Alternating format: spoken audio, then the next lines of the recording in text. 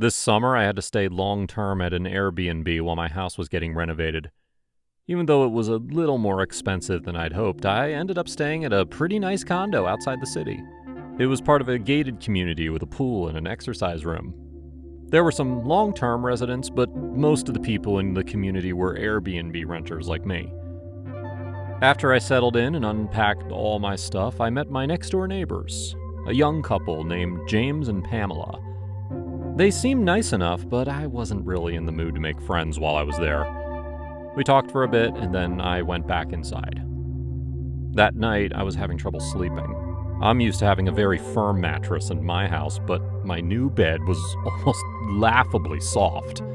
I'd fall asleep for a few minutes and then wake up from pain in my lower back. It was around midnight when I noticed a movement through my window. I could see James and Pamela's house next door with their bedroom window directly facing mine. They had their blinds open, and I could see them standing in the room, arguing with each other. I knew I shouldn't look, but I had nothing else to do. Besides, they couldn't see me anyway. I watched as the couple got angrier and angrier at each other. Eventually, Pamela shoved James, and James shoved her back. I jumped out of my bed and ran to the window to get a better view. If things turned violent next door, I needed to be ready to call 911. Things very quickly turned violent. I saw James knock Pamela onto the ground. Then nothing happened for a long time. And then Pamela jumped back into view. She was holding a lamp against her chest. James said something to her, and she surged forward and swung the lamp against his head. He immediately collapsed onto the ground. After that, I couldn't see James through the window, but I saw Pamela slam the lamp, and I saw a splash of blood splatter against the window. I was too stunned to move. I know I should have hidden and called the police, but I'd never seen someone get murdered before. Then Pamela stood straight up, dropped the now broken lamp onto the ground, and turned right toward me. She knew I'd seen everything. She smiled at me. Finally overcoming my shock, I grabbed my phone from the nightstand and called 911. In less than 5 minutes, a police car pulled up to my house, and I ran outside to greet them. 2 cops came out, and I told them everything in a single breath. The first cop wrote everything down, while the other glanced toward the house next door. I wasn't scared anymore. I knew that they'd find the body, take Pamela away, and everything would go back to normal. Unfortunately, that's not what happened. Right after I finished my explanation, the front door opened, and James stepped out. He was alive! He wiped the sleep out of his eyes and walked up to the cops as if nothing had happened. What's going on? Pamela joined them too. She apologized to the officers for wasting their time and explained that I must have had a bad dream or something. The cops were not happy. They told me that fake 911 calls were illegal and that I was lucky that they weren't going to arrest me. Then they got back in their car and left. Once the 3 of us were alone, Pamela started laughing. Works every time. She explained that she and her husband like to play jokes on their neighbors. They travel to new places and orchestrate morbid pranks, like fake murders, to see how people react. To prove her point, James pulled out a half-empty packet of fake blood that they'd used. Unlike his wife, though, James wasn't laughing. He seemed almost embarrassed by their prank. "No hard feelings, right?" Pamela asked. Annoyed and a little confused, I walked back inside without saying anything. Over the next few hours, I stopped thinking about my strange neighbors and tried to go back to sleep. It took a while, but I was finally able to doze off. I would have slept for the rest of the night, but a creaking noise woke me back up. I opened my eyes to see James opening my bedroom window and climbing inside. I knew this was another stupid prank, so I decided to confront him directly. "What the hell are you doing?" James explained that he was running away. He was done playing pranks with his wife. It was fun at first, but she'd taken things too far. He asked if I could help him, if he could hide out until the morning and then leave before Pamela found him. No, I answered. Good for you for changing your mind, but I'm staying out of it. He nodded sadly and then started climbing back out through the same window. Suddenly, we heard noises coming from the other house. Pamela was awake. James dropped back into my bedroom and hid under the windowsill. Pamela turned on the light next door and looked into my window. "Hey!" she shouted. "Have you seen my husband?" "Please," James whispered from the floor. I almost ratted him out, but instead I lied and said he wasn't there. She looked at me for a long moment, trying to figure out if she could trust me. "Okay, but tell me if you do, please." Then she gave up and walked back into her house. "Can't you just talk to your wife?" I asked.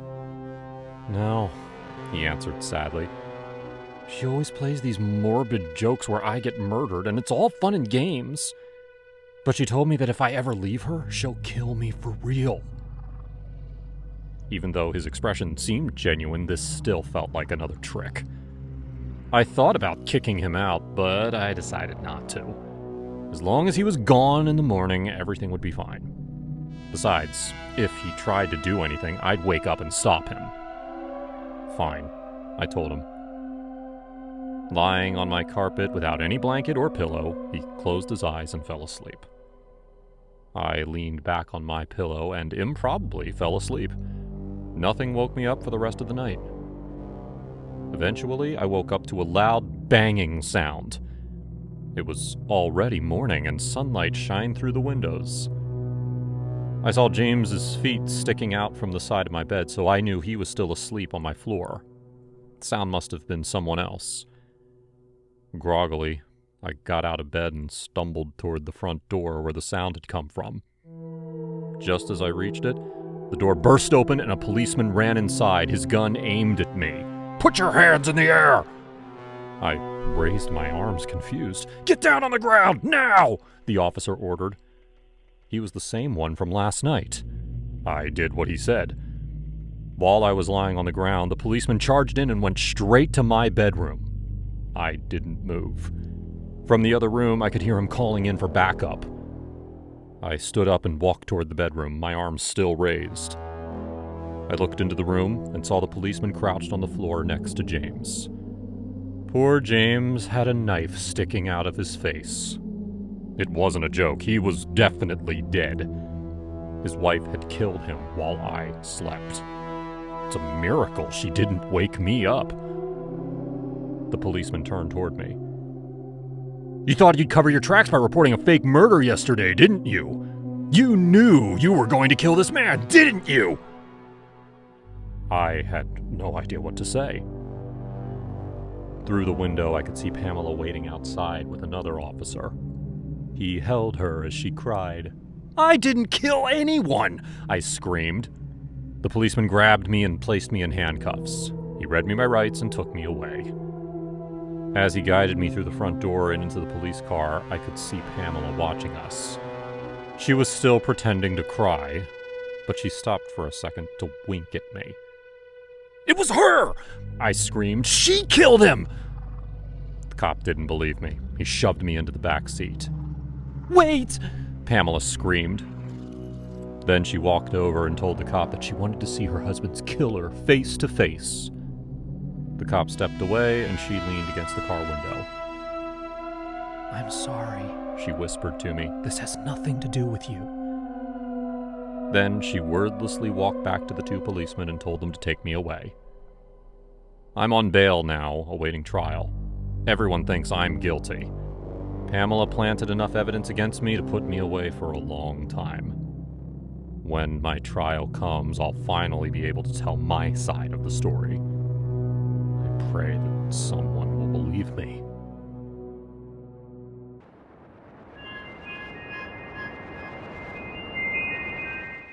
The first time we saw the house, it felt perfect. Quaint, nestled on the edge of town, with a wraparound porch and an old oak tree that made me think of lazy afternoons and lemonade. Mike loved it instantly too. We'd been looking for months, but this felt right. There was just one strange thing. Before we signed the papers, the realtor, a stern older woman with cold eyes, told us about the door in the basement. I remember the way her voice dropped when she said it. "Never open the door on Halloween night." I laughed at first.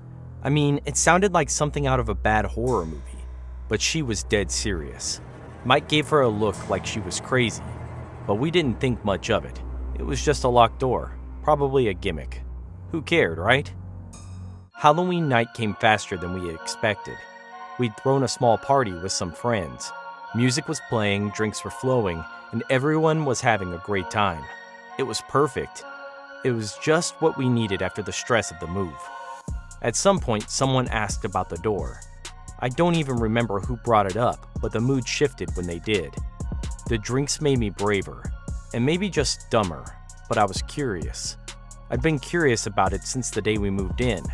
We'd tried the handle when we first toured the house, but it had been locked tight. After the realtor's warning, we'd let it go. Until tonight. The others egged us on, laughing, teasing. Mike shook his head. "It's just an old door," he said. "Probably leads to a storage room or something." "Come on," I said, feeling bold with a glass of wine in my hand. "It's Halloween. What's the worst that could happen?" He sighed, but I could see it in his eyes. He was curious too. A part of him wanted to see what was behind that door just as much as I did. So, we all stumbled down into the basement, laughing and joking like idiots. The door was heavy, made of dark wood, worn and ancient. Mike found some old tools in the garage and, with a little force, managed to pry it open. When it creaked open, there was a moment of silence. The air was cold, colder than the rest of the basement, and there was a smell, musty, like something old and forgotten. The room beyond was pitch black. I felt a strange pull, a kind of dizziness, but I brushed it off as the alcohol. "Weird," someone said, breaking the silence. We laughed, but it was nervous laughter. Something felt off. We should have shut the door right then, but we didn't. We left it open. Later that night, after everyone had left and the house was quiet, I started to feel strange. Mike was already asleep in bed, but I couldn't shake the feeling that something was wrong. I felt like I was being watched. My skin prickled as I lay next to him. Every sound in the house seemed amplified, like something was moving just beyond my line of sight. I tried to ignore it, to brush it off as leftover anxiety from the party. But then it hit me. The smell. That musty, rotting smell from the basement. It was in our room now, heavy in the air. I sat up, my heart racing, and looked around. That's when I saw him. A man stood in the corner of the room, half shrouded in shadow. His eyes were dark, hollow. He wasn't Mike. He was someone else. Someone I didn't know. My breath caught in my throat. I wanted to scream, to wake Mike, but I couldn't move. I couldn't speak. And then, he smiled.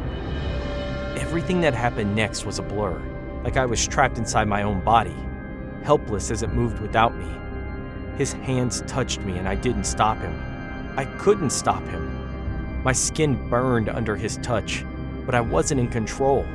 It felt like someone else was pulling the strings, making me move, making me want him. I don't know how long it lasted. I remember flashes of him, his lips, the weight of his body against mine. And all I could do was watch from somewhere deep inside myself, unable to scream, unable to make it stop. I woke up the next morning with a splitting headache, the kind that digs into your skull and lingers. Mike wasn't beside me. The sheets were cold. My heart pounded as I remembered bits of the night before. The man, his touch, my betrayal. No, it couldn't be real. It had to be some kind of nightmare, a hallucination from drinks and exhaustion. But deep down, I knew it wasn't. It had happened. I pulled myself out of bed, nausea swirling in my stomach, and wandered through the house looking for Mike. I found him in the kitchen. He was sitting at the table staring down at a crumpled piece of paper. He didn't look up when I came in. "Mike?" My voice cracked. Something was wrong, I could feel it. Without a word, he slid the note across the table towards me. His face was pale, his eyes hollow and distant. My stomach dropped as I read the words. "I know what you did. I saw everything." The room spun around me. My hands trembled. He knew. He had seen me with the man. But that couldn't be right. He was asleep, wasn't he? He hadn't been there. But the look in his eyes told me everything. I didn't mean to, Mike," I whispered, my voice shaking. I wasn't myself. I don't know what happened. I would never." "Stop," he said quietly. His voice was so cold, so dead. "I don't want to hear it." I reached out to get close to him, to explain, to beg him to understand that it hadn't been me. But he flinched away, pushing the chair back with a screech. His eyes were red, filled with tears he wouldn't let fall. And then, without another word, he stood up and left the room. The front door slammed shut behind him. I didn't see him for hours after that. I thought maybe he'd just gone for a drive to clear his head, to get away from me. I spent the day in a fog, barely able to breathe, replaying everything in my mind over and over. How could I have let that happen? How had I been so weak? I checked my phone obsessively, waiting for a text or call from Mike, but there was nothing. It wasn't until later, when the sun had started to set, that I realized something was really wrong. I searched the house, panic setting in, calling his name, but there was no answer. Finally, I found him. The bathroom door was locked. I pounded on it, screaming his name, begging him to open it. Silence. I don't remember how I broke it down, but when I did, I saw him. Mike was lying in the tub, his wrists open and bleeding into the water. His face was pale, his eyes closed, peaceful. He was gone. I screamed, but it felt distant. The sound was coming from someone else. It's been days now. I can't remember the last time I slept. Every time I close my eyes, I see him, Mike, and the man, the one who wasn't really a man at all. I know now. I know what we did. We opened that door, and whatever was behind it was still here. Inside me, if you know what I mean. It used me that night, made me do things I can't even comprehend. And now, Mike is gone because of me. Because we broke the rule.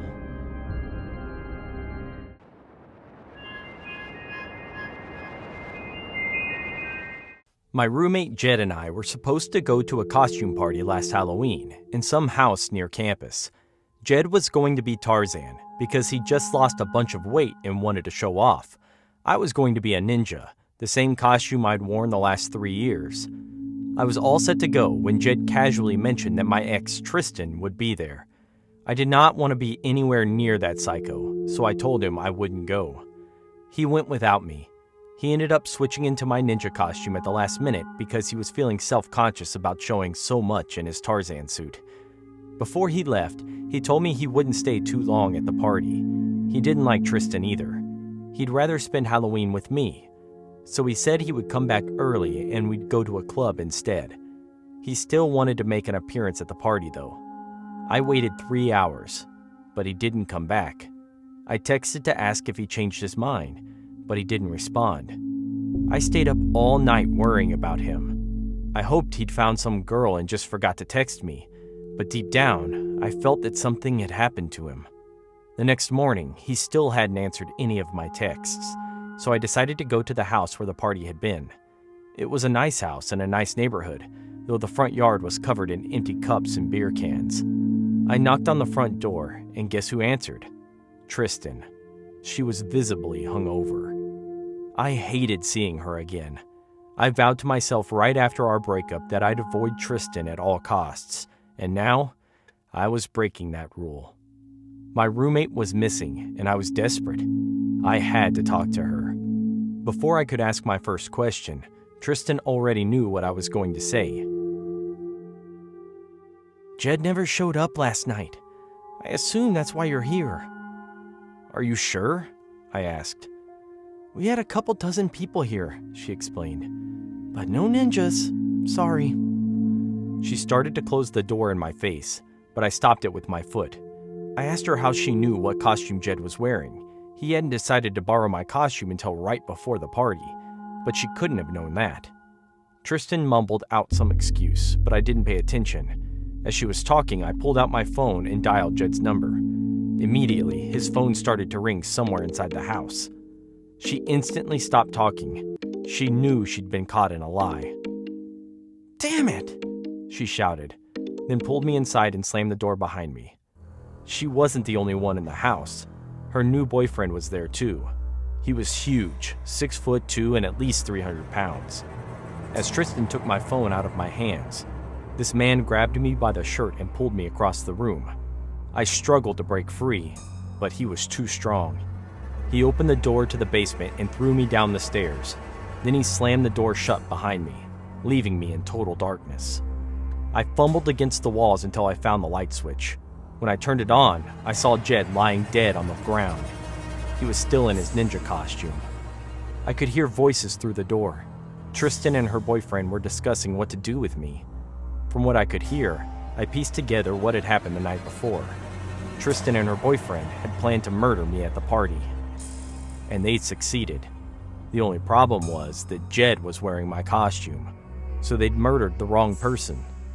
Now that they had me trapped, they'd finally be able to finish the job. I looked all around the basement for a way to escape. There was only one window big enough for me to crawl through, but it was painted shut.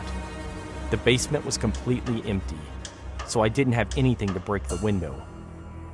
Then I looked at poor dead Jed. His costume included ninja stars hanging from the belt. They were real metal and pretty sharp. I took one and broke the window just as Tristan's boyfriend was walking down the stairs. Acting fast, I climbed through the broken glass. I was halfway out of the window when the man grabbed my feet and pulled me back inside. Shards of glass cut across my stomach. I fell back onto the basement floor. The man stood over me, looking absolutely massive. He didn't need any weapons to kill me. He grabbed my throat and squeezed. I couldn't breathe. Behind my attacker, Tristan had entered the basement. She was just there to watch. And as her boyfriend strangled me, she broke out in a huge grin. Thankfully, I still had the ninja star in my hand. I gripped it tight, the sharp edges cutting into my palm. Then I waved my arm forward and slashed him across the chest. I only cut him a little, but it was enough to make him lose his grip on my neck. As he stumbled backwards, I went back to the broken window and climbed out. Tristan screamed at me as I climbed onto the front yard and raced to my car. I drove a safe distance away and called the cops. By the time they arrived, Tristan and her boyfriend were gone. They'd left Jed's body behind. The doctors had to stitch up the cuts along my stomach, but other than that, I was okay. The same couldn't be said for Jed, though.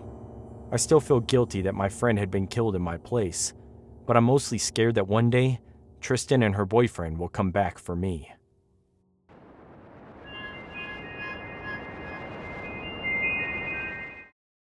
Who would have thought bad breath could kill a man? I mused this grimly, staring at the antiseptic glare of my bathroom mirror. Years of dental hygiene rituals, brushing, flossing, tongue scraping, all had been in vain. The sour odor persisted like a dark shadow haunting my interactions, poisoning my confidence. My now ex-girlfriend had been the latest to confirm my suspicions, sending me spiraling into a desperate quest for answers. Her words still stung, but they spurred me into action. I had always been meticulous about my oral hygiene. I saw my dentist religiously, brushed 3 times a day, flossed after every meal, and scrubbed my tongue till it bled. Yet the persistent white coating on my tongue never disappeared. My dentist had been baffled, offering no solution beyond more rigorous cleaning. It wasn't until I stumbled upon an obscure medical article online that I found a possible explanation: oral candidiasis, a fungal infection that could cause chronic bad breath. Armed with this knowledge, I made an appointment with my doctor. Dr. Stevenson confirmed my self-diagnosis with a casual ease that made me question my years of suffering. "A week on these antifungal meds and you'll be as good as new," he said, scribbling on his prescription pad. His nonchalance infuriated me. How could something so debilitating be so easily dismissed? As I left the doctor's office, a sense of relief mingled with a simmering anger. Years of social anxiety, failed relationships, and shattered self-esteem, all because of a simple fungal infection. I started the medication that evening, vowing to reclaim my life. The next few days were surreal. The white coating on my tongue began to fade, and the rancid taste in my mouth dulled. For the first time in years, I felt hopeful. But it wasn't just my breath that changed. Strange things started happening around me. I woke up one night to a whispering sound. At first, I thought it was my imagination, the remnants of a dream. But then I heard it again, a soft, unintelligible murmur emanating from the bathroom. I crept out of the bed and pushed open the door. The mirror was fogged up, and written in the condensation were the words, "Help me." I blinked, convinced I was still dreaming. I wiped the mirror clean and went back to bed, dismissing the incident as a figment of my exhausted mind. But the whispers continued over the next few nights, always coming from the bathroom, always at the same time. Unable to ignore it any longer, I set up a voice recorder before going to bed. The next morning, I played back the tape. Amidst the ambient noise, I heard it clearly, a faint, desperate voice whispering, "Help me." I felt a chill run down my spine. Someone or something was in my apartment. I considered calling the police, but what would I tell them? That my bathroom mirror was haunted? I needed proof. That night, I set up a video camera. I didn't sleep, keeping one eye on the bathroom door. Around 3 a.m., the whispering started. I tiptoed to the bathroom, heart pounding, and flung open the door. The mirror was fogged up again, the words "help me" scrawled across it. But this time, there was something else. A face, faintly reflected in the glass, staring back at me. I stumbled back, tripping over the rug. The face was gone, but the message remained. I grabbed my phone and took a picture, my hand shaking. I needed to know what was happening. I spent the next day researching hauntings, trying to find a logical explanation. Everything pointed to a classic case of a restless spirit, but I wasn't ready to accept that. I decided to investigate the history of my apartment. At the local library, I uncovered a series of articles about a man named Henry Thompson who had lived in my apartment a decade ago. He was a recluse, rarely seen by neighbors. One day, a foul odor led the building superintendent to Henry's apartment, where he was found dead. The cause of death was ruled a suicide, but rumor suggested foul play. I returned home, determined to communicate with Henry. I set up my camera and sat in front of the mirror, speaking softly. "Henry, if you're here, I want to help you. What happened to you?" The whispers started again, more urgent this time. The mirror fogged up and a new message appeared. "Find the key." I searched the apartment, tearing through drawers and closets. In a dusty corner of the bedroom, I found a loose floorboard. Beneath it was a small, rusty key. I had no idea what it unlocked, but I was getting closer. That night, I set the key on the bathroom sink. "Henry, I found the key. What do I do with it?" The mirror fogged and a single word appeared. "Basement." I descended into the building's basement, the key clutched tightly in my hand. Among the old storage units, I found one with a padlock that matched the key. My heart raced as I turned the lock and opened the door. Inside was a small, dusty room filled with old furniture and boxes. In the corner, I found a stack of journals. They belonged to Henry, detailing his life and the events leading up to his death. He wrote about being tormented by a neighbor who wanted him out of the apartment. The final entry was a plea for help, dated the day before he died. I brought the journals to the police, who reopened the case. The neighbor was eventually arrested, and Henry's death was reclassified as a homicide. The restless spirit that had haunted my nights was finally at peace. The whispers stopped and my breath was fresh. With Henry's story told, I felt a sense of closure. My confidence returned and I began to rebuild my life. free from the shadow of bad breath and haunted mirrors. I stood in front of the bathroom mirror one last time, smiling at my reflection. "Thank you, Henry," I whispered. "Rest in peace." As I walked away, I glanced back. The mirror was clear, and for the first time in years, so was my mind.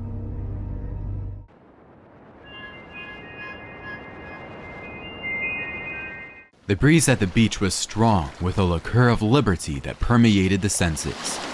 I basked in the sunset, the sight of orange lines streaming along the edge of an endless horizon.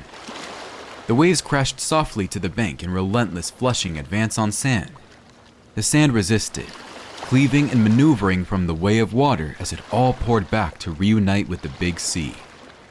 It was a curious spectacle to behold how freely the world interacted. I took long sniffs of the clean sea air to ease the path into my lungs. It was the first time I had had clean air in weeks. An hour ago, I could still envision the blue invisible trail of the city's carbon in the air. My chest had contracted at the instance of that horrible city that I sought escape from.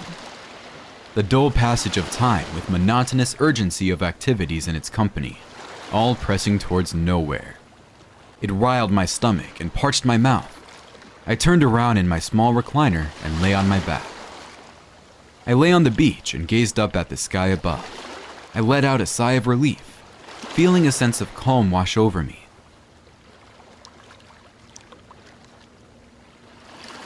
The breeze of the sea continued from where I stopped, and my mouth watered in relish. I pressed my hands into my recliner and it squeaked. My eyes drifted closer and I entered into a world of induced pleasure.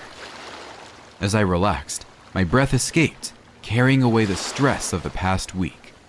I held onto the fabric beneath me, feeling a sense of comfort. Suddenly, I sensed someone nearby, and I immediately stopped and opened my eyes. "Hi." The stranger's presence was unwavering. The smile on her face was easy to dismiss for the same reason that her aura was that stifling. Her face smiled, her cheeks spread apart, and her lips unclasped to reveal her teeth. But I was able to pick the insincerity. I didn't think it was necessary to smile back, so I didn't. "Can I help you?" I quizzed, stirring on my recliner without rising from my position. She balked and cocked her head slightly leftward. A dull pair of eyes, despite her best effort at evoking friendliness, betrayed her. She drew them close in contemplation. "You aren't alone here, aren't you?" she asked me. I hesitated to answer. I was a woman as much as she was, but it seemed odd to me that she would be so direct in her question. I slowly rose from my position to sit upright. "I don't think I should answer such a question. If you don't mind, I'd like to be left alone," I answered as softly as I could. My mind had already begun to race. I knew as soon as she left me alone, I would find my way to my car and soon be gone from the beach. Her nose turned up in disgust, and her eyes wandered around my body briefly. She looked straight in my eyes, and I looked in hers. Such beautiful blue eyes she had. She had dirty blonde hair that went past her shoulder with the fringes hanging around her neck. Her bikini was brown, and they suited the tan of her skin. I did not bother to stare more, suspecting I may give her ideas of desire, which I was unwilling to offer. I strategically looked away from her. "Jerry, I think we have a bit this one," she suddenly called out. The air in the beach suddenly ran cold against my skin. My heart stopped and my vision tunneled at her words. Sheer horror froze my limbs as I turned my neck to the sight of a man marching briskly towards us from my rear. My mind reeled as all else felt numb to my senses. "We'll dump her in the sea," she hollered at the man. My chest contracted again, and respiration became a difficult affair. The contraction was worse than it was in the city. It was no ordinary course of affairs. My life was flashing before my eyes, and I was tumbling through emotions I did not suspect I had. My lips hung loose, as did my thoughts. My hearing failed me, but her last words rang in my head as though it were my own thoughts. Time was not an ally as the man burst from a march into a jog. In my dizziness, I sprung to my feet. I lost grip on what was real and what was being imagined in the moment. The thoughts that occupied my head were unclear, and I knew I had little time to process them. I followed instinct. I swung my feet towards her stomach as hard as I could. The slap was so resounding that I felt my ankle move. Adrenaline washed over the ache, and I was too numb to feel anything. "Ow!" she cried, grabbing onto her stomach. My feet obliged me to run, and I did. "Come here, you little b***." The one she had called Jerry hollered at me, but he was simply too far to enforce his order. I sensed it would take a good sprint for him to close the gap between us. My heart was beating so quickly that I almost tumbled over the heaps of beach sand. I said a small word of prayer, and tears drifted from my eyes as I ran in terror. It took all I had in me to protect my own life, and I was ready to expend it. "God, please," I begged, hoping to reach my car before they caught up with me. My salvation in this instance was a Glock I always left between the acceleration and brake pedals of my car. It was easy to reach. I knew, but I only needed to reach it. I felt his spittle sprinkle over my back as he grabbed the tuft of my hair. He finished his words. He had my held back and slammed my face against the door. I pulled my door open with the same motion. A piercing noise lined my ears, and I shook my head to get out of the pain. He was panting, I was panting, but I was on the floor beside my open door, and he took his eyes off me. "Keep up, Christy," he called out, and it broke through the buzz in my head. I opened my eyes, and in one final act of desperation, I leaped straight under my seat. "What the hell?" he cried in shock when he returned his attention to me and found the gun in my hand. Christy had already kept up and was within my range. I worked the gun with familiarity and pulled the trigger point blank on his chest. One shot and he was on the floor, clutching his chest as he struggled for breath. Christy spun around too late. I was too numb to think. I fired another shot and she was on the floor. "Oh God," I cried as I picked myself up off the floor and away from my horror. I turned the ignition on and the engine revved. I drove away with two bodies on the floor, grateful for my life.